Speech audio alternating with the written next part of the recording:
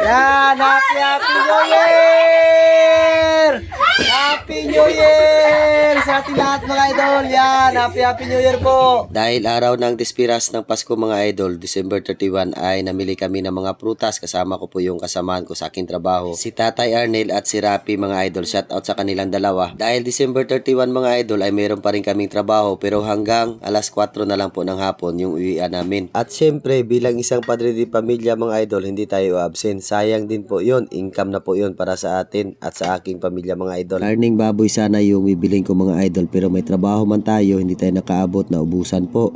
At ito na po mga idol ay karning manok na lang po, 2 kilo kalahati po yan ang nabili natin mga idol. At 3 putahe lang po ang lulutuin natin mga idol. Magluto tayo ng bihon, adobo at saka po mag-barbecue tayo mga idol. Alam ko hindi namin ito maubos mga idol, meron pa talaga ito matitira pagkabukas. At magprito pala ngayon si Mrs. mga idol para po sa aming hapunan. Kasi alam nyo po mga idol, matagal na po talaga yung mga anak ko hindi nakatikim ng pinirito ng manok. Kaya agad naman po nagluto si Mrs. ng ganito mga idol para matikman na rin po ng mga anak ko. At ayan, natapos na po si Mrs. mga idol ay syempre sabayan nyo po kami muna sa aming simpleng hapunan mga idol. Siguro mga idol para sa akin ang bagong taon o Christmas, hindi naman siguro importante yung maramihang handa o maliitan lang o mayaman man o mahirap mga idol.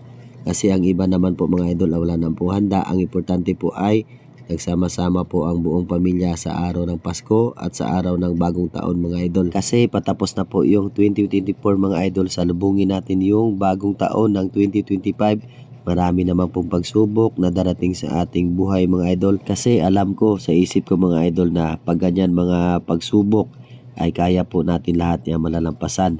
Basta may pananalig po tayo sa itaas mga idol. Kasi ang araw na ito mga idol ay pinaka-espesyal na araw po ito para sa ating lahat na makasama natin ang ating buong pamilya mga idol sa pagsapit ng bagong taon mga idol. Ang importante kasi mga idol ay nagmahalan at kasiyahan po at nagkakapatawaran po sa bawat isa. At pagkatapos ko magluto na bihon mga idol, pinuntahan ko po yung pinsan ko kasi siya na lang po yung isa nagsashot. At pagbalik ko mga idol ay gumisa na rin po ako ng sibuyas at saka bawang at nilagay ko na rin po yung karne ng manok natin. Kasi yan po yung adobohin natin mga idol. Tingnan po ninyo ay ganyan po ako magluto at pinakunti ko na lang po. At comment na lang po mga idol kung tama na po ba yung niluluto ko o kung may kulang pa po ba. At pakukuluan natin yan mga idol ng 5 minuto. At yan, binigyan tayo ng pasirit mga idol para sa ating anak yan. At syempre ngayon ay luto na po yung ating adobo. Tingnan po ninyo mga idol, napakalambot na po. Naghihiwalay na talaga yung laman sa buto. At dahil naluto na po yan mga idol ay isang tabi na lang natin palalamigin kasi si Mikmik po ay umating pa ng party. Hello po mga idol, yan, nakabihis na tayo mga idol kasi malapit na bagong taon at nag-ihaw na po tayo mga idol. Yan, barbecue na po ito mga idol. Lagay lang tayo ng sauce. Ito pala yung sauce mga idol oh. Yan, yung marinated po na ginawa nating sauce.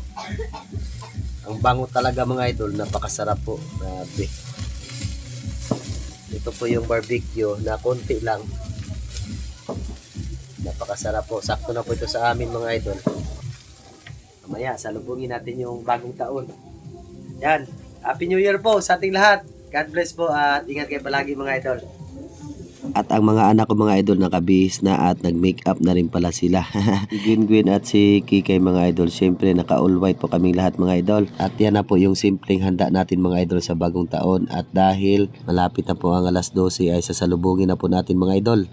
Happy New Year! Happy New Year sa ating lahat mga idol! Yan! Happy New Year! Yan! Shout out po sa inyo lahat. Happy New Year po! Wala na! Happy New Year!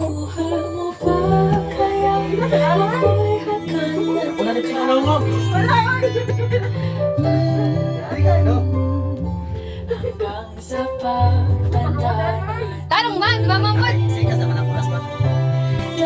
Mamangkot tayo, mamangoy!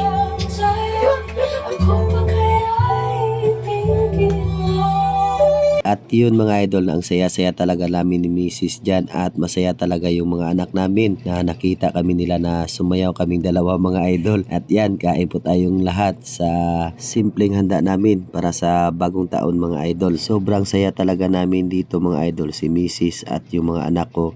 Kasi lumabas yan sila mga idol pagkatapos nila kumain.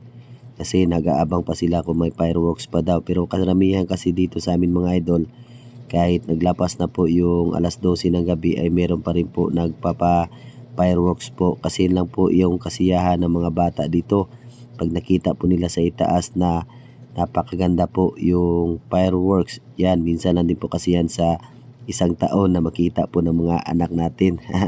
Kasi masaya na po sila idol, meron tayong pasirit, binigyan tayo na kapitbahay natin at turutot po, yung para maingay na rin po sa bahay mga idol. Kahit maliit lang po yung watermelon mga idol ay napakatamis po at napakasarap po.